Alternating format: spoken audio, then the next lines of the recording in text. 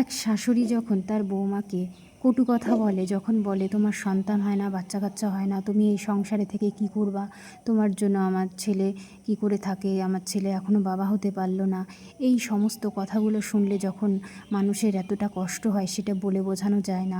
তো তেমনটাই, চলো প্রথম থেকে ভিডিওটা স্টার্ট করি। তো আমি সুস্মিতা, তো আমার চ্যানেলে তোমাদেরকে অনেক অনেক স্বাগত। কিছু কিছু সময় জানো তো নিজের মধ্যে একটা প্রশ্নই ঘোরে যে আজ আমি ভালো আছি, আমার শ্বশুর শাশুড়ি আমার বর তারা কোনো কিছুই বলে না। যখন অনেক সময় এমন এমন ঘটনা শুনতে পাই যে তার বাচ্চা কাচ্চা হয় না বলে তার শাশুড়ি মা তাকে কত কটু কথা বলে, তার বর কত কথা বলে তোমার জন্য এই হচ্ছে তা হচ্ছে, তখন না শুকনে না, মানে সেই কথাগুলো শুনলে যেন বুকটা ফেটে ওঠে যে এই সমস্ত কথাগুলো তাদের শুনতে হয়।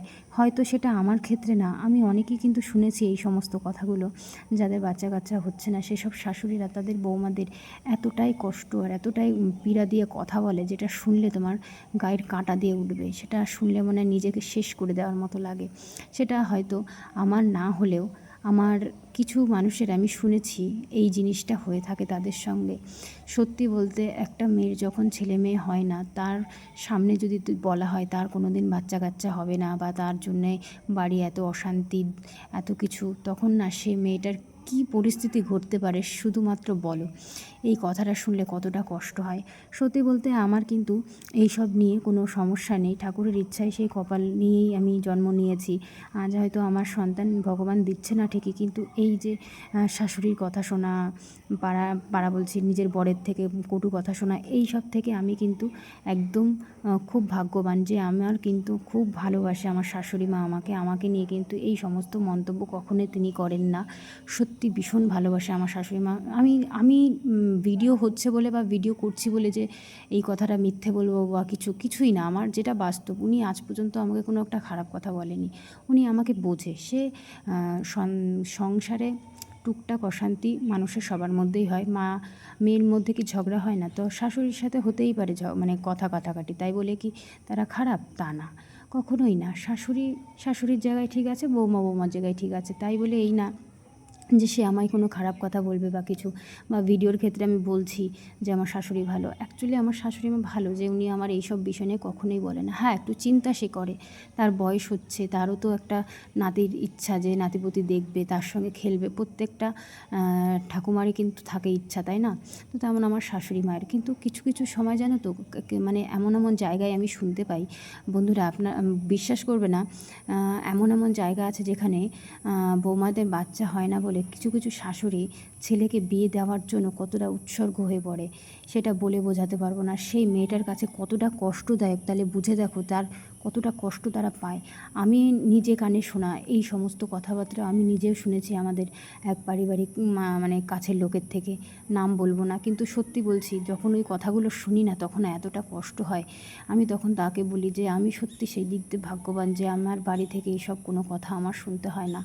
আজ শুধু আমি নিজের টেনশানে মরে থাকি যে কি হবে না হবে সামনে, এটাই ভাবি। যাই হোক, আমি ওনাকে যে আমাকে এই কথাগুলো বলেছে বা যার থ্রুতে আমি জেনেছি এইসব বিষয়গুলো, দেখো মোবাইলে টিভিতে তো অনেক কিছুই দেখায়, অনেক কিছুই বলে, এইসব বিষয় নিয়ে থাকে, কিন্তু রিয়েল লাইফেও গ্রামে গঞ্জে কিন্তু এসব কথা কিন্তু চলে। অনেক শাশুড়িরা আছে বৌমাকে বাচ্চা কাচ্চা না হলে অনেক খারাপ খারাপ কথা শোনায়, এটা বাস্তব, এটা সত্যি কথা। হয়তো আমার ক্ষেত্রে না হলেও অন্যদের ক্ষেত্রে কিন্তু অনেক হয় এই কথাগুলো। অনেক বাজে বাজে মন্তব্য করে, ওর বাচ্চা হয় না, কোনো দিনও বাচ্চা হবে না, নিঃসন্তান হাবিজাবি কথা কিন্তু তারা বলে থাকে।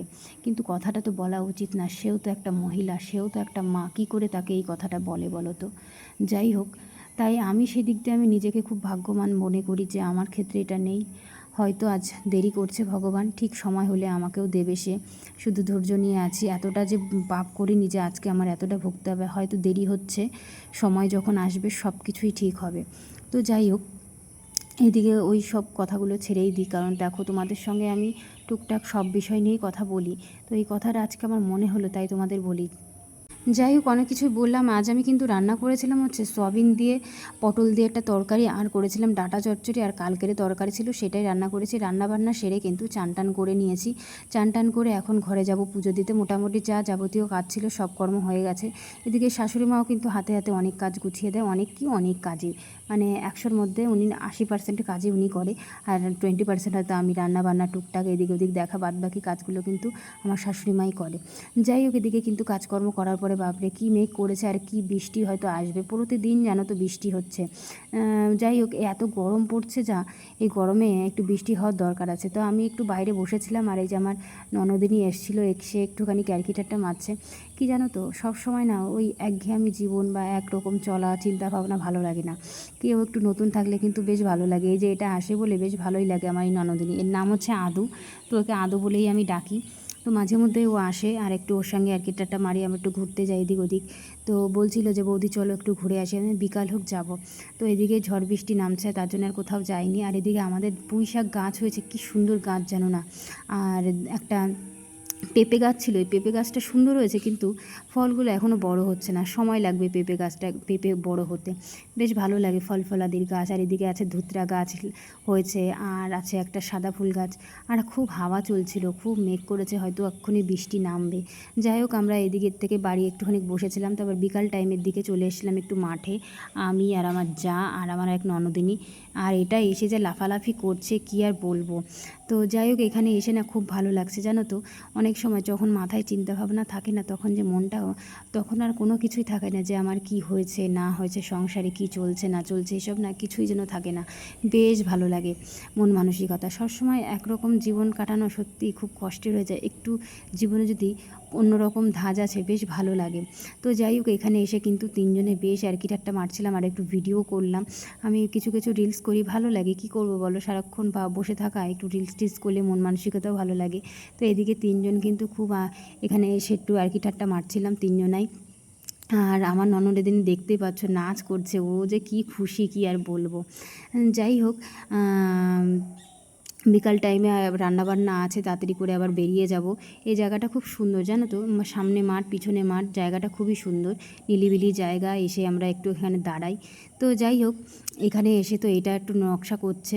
তো তোমাদের সঙ্গে যাই শেয়ার করি সবই, আমি আমার মনের কথাগুলো বলি, আমার ভালো লাগে জানো তো। অনেক দিদিভাইরা আছে, বেশ সুন্দর সুন্দর কমেন্ট করে, আর খুব ভালো কথা আমাকে বলে, সব কিছুই ঠিক হয়ে যাবে। তো যাই হোক বন্ধুরা, ভিডিওটা এই পর্যন্ত শেষ করব। ভালো থেকো সবাই।